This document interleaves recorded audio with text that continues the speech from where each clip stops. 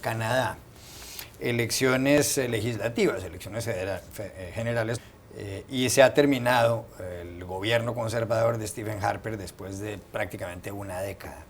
Ganó las elecciones el Partido Liberal, consiguió 184 de los 338 escaños, es decir, mayoría muy cómoda, y el líder del Partido Liberal es Justin Trudeau. Cambio radical entonces en Canadá, que por otra parte es el segundo país más grande del mundo detrás de Rusia. Mark Twain, el escritor estadounidense, una vez dijo que a los políticos hay que cambiarlos igual que los pañales, muy frecuentemente y por las mismas razones. Y ese es el caso con Stephen Harper. Stephen Harper, hasta ayer primer ministro de Canadá, va a pasar a la historia como uno de los primeros ministros más longevos de ese país, el sexto que más ha durado en su oficina, de casi que 9 años. Cuando fue electo por primera vez con un gobierno de minoría en el 2006, mucha gente pensó que iba a ser bastante efímero su paso por el poder y más bien logró quedarse casi una década. Hay que darle mucho crédito a Stephen Harper por la manera en que manejó la economía canadiense. Canadá fue la economía del G7 que menos impacto tuvo durante la crisis del 2008, a pesar de ser un socio comercial tan cercano de Estados Unidos. Canadá es hoy una de las 10 economías más libres del planeta, o una reducción importante de impuestos. Sin embargo, luego de casi una década en el poder, ha habido claramente un desgaste político. La economía ha entrado en recesión, producto de la caída de los precios de las materias primas, y los sondeos indicaban que un 70% de los canadienses querían un cambio de cara a esta elección. Ahora los canadienses entran en una etapa inédita que es la de las políticas dinásticas. Escogen claramente a un delfín, que era Justin Trudeau, hijo de un primer ministro que marcó por muchos años la historia canadiense. Es la primera vez que ocurre eso. La primera vez que ocurre el primer ministro es hijo hijo del primer ministro, exacto.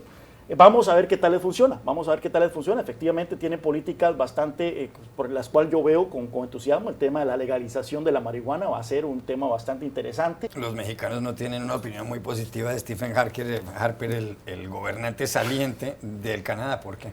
Bueno, lo que ocurrió fue que durante esta década del gobierno de Stephen Harper, conservador, de alguna manera, no solo a los mexicanos, empañó la imagen tradicionalmente hospitalaria de los canadienses, especialmente hacia los refugiados, pero incluso hacia los visitantes y más aún a los turistas. En el caso, como mencionabas, de los turistas mexicanos, se les requirió un visado, que es bastante complicado. Yo lo he llenado y realmente es muy difícil como mexicano viajar a Canadá. Más difícil que Estados Unidos. Mucho más difícil que los Estados Unidos. Y si planeas estudiar en Canadá, yo creo que es todavía más complicado, lo cual obviamente es una mancha en esta tradición legendaria de la hospitalidad típica de Canadá.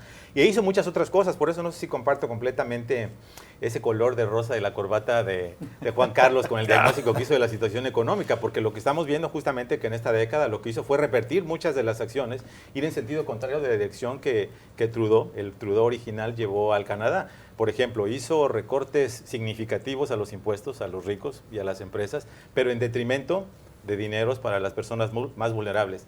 Puso techos a los gastos de salud, algo que no se veía en muchos años en Canadá. Fue el único país, Canadá, en 2011 que abandonó el protocolo de Kioto, ¿no? Entonces yo creo que sí, evidentemente hay trasfondo alrededor de esta decisión de los canadienses de un cambio. No tiene nada más que ver por lo nuevo, porque fundamentalmente lo que está proponiendo Trudeau es regresar a ese Canadá moderno que su padre fundó, ¿no?, en los 60s, y que tiene que ver con recuperar su imagen de un país hospitalario, un país abierto al mundo. Yo creo que eso, además de tener un impacto para los canadienses, tiene un impacto favorable para Estados Unidos y sobre todo para el gobierno actual de Barack Obama, y creo que se le resuelven algunos de los conflictos que ha tenido Obama con el gobierno anterior. El primero es con respecto al oleoducto Keystone.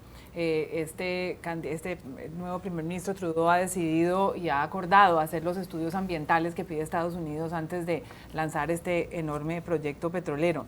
Adicionalmente, tiene unas posiciones con respecto a Irán similares a las de Obama. Está dispuesto y está de acuerdo con mejorar las relaciones con ese país. Está en este momento en conflicto. El gobierno canadiense está considerando si es conveniente seguir con ataques aéreos al Estado Islámico y opta por otro tipo de soluciones, tales como trabajar con las tropas en el terreno y aumentar labores de inteligencia. Entonces yo creo que Estados Unidos está mirando con mucho cuidado esta elección, este cambio en Canadá,